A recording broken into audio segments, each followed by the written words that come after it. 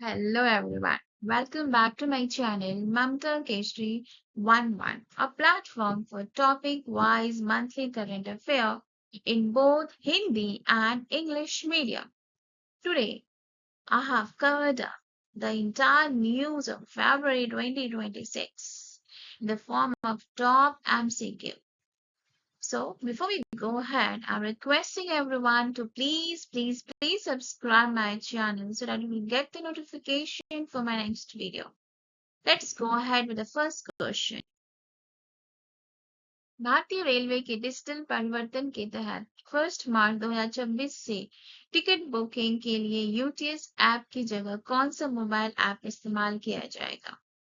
From March 1st, 2026, which mobile app will replace the UTS app for ticket booking as part of Indian Railway digital transformation? So the correct option is option B, Rail 1. राष्ट्रीय सांख्यिकी कार्यालय द्वारा हाल ही में launch किया गया ई सांख्यिकी portal के लिए MCP सर्वर का उद्देश्य निम्नलिखित है. Recently launched MCP server for the e-Sankhiki portal by the National Statistics Office aims to. So the option C is correct. Allow direct AI-based access to government data sets without downloading files. बिना file download किए सरकारी data set तक सीधे AI आधारित पहुंच की अनुमति देने के लिए. फास्टैग वार्षिक पास ने लॉन्च होने के लिए कितने महीनों के भीतर 50 लाख उपयोगकर्ताओं का आंकड़ा पार कर लिया? The FASTag annual pass crossed 50 lakh users within how many months of its launch? 6 months. हालिया आंकड़ों वित्त वर्ष 2024 के अनुसार निम्नलिखित में से कौन सा राज्य भारत में ऊन का सबसे बड़ा उत्पादक है? Which of the following state is the largest wool producer in India as per recent data, financial year 24? Option C, Rajasthan. Airbus ने किस शहर के गति शक्ति विश्वविद्यालय GSV में उत्कृष्टता केंद्र COE का उद्घाटन किया? Airbus inaugurated a Center of Excellence COE at Gati Shakti Vishwavidyalaya in which city? Option C, Vadodara. हाल ही में खबरों में रही भारत टैक्सी का सबसे सटीक वर्णन क्या हो सकता है? Bharat taxi recently news is best described as India's first cooperative based ride hailing platform. Bharat का पहला सहकारी समिति आधारित ride hailing platform. Frontier Nagaland territorial authority FNTA की स्थापना निम्नलिखित में से किसके बीच हस्ताक्षरित त्रिपक्षीय समझौते के माध्यम से की गई थी? The Frontier Nagaland Territorial Authority FNTA was established through a tripartite agreement signed between which of the following? So the option B is correct. That is the Government of India, Nagaland Government, Eastern Nagaland People's Organization, Bharat सरकार, नागालैंड सरकार और पूर्वी नागालैंड जन संगठन. भारत द्वारा 1 अप्रैल 2027 की सीमा पार crypto currency लेन then data का आदान प्रदान करने का निर्णय मुख्य रूप से किस उद्देश्य से लिया गया है? India decision to exchange cross-border cryptocurrency transaction data from 1 April 2027 is primarily aimed at option C, improving transparency and curbing tax evasion, पारदर्शिता में सुधार और कर चोरी का अंकुश लगाना. प्लास्टिक इंडिया 2026 निम्नलिखित में से किस स्थान पर आयोजित होने वाला है?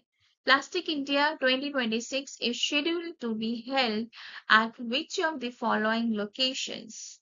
Option B is correct. Bharat Mandapam, New Delhi.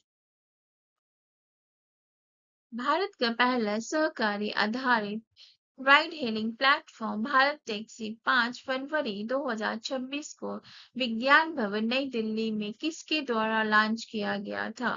Bharat Taxi, India's first cooperative-based ride-hailing platform, was launched on 5th February 2026 at Vigyan Bhavan, New Delhi by whom? Option B, Amit Shah. राष्ट्रीय लघु उद्योग निगम NSIC का 71वां स्थापना दिवस 2026 में किस तिथि को मनाया गया था? The 71st Foundation Day of National Small Industries Corporation (NSIC) was celebrated on which date in 2026? Option C, that is correct, 4th February 2026.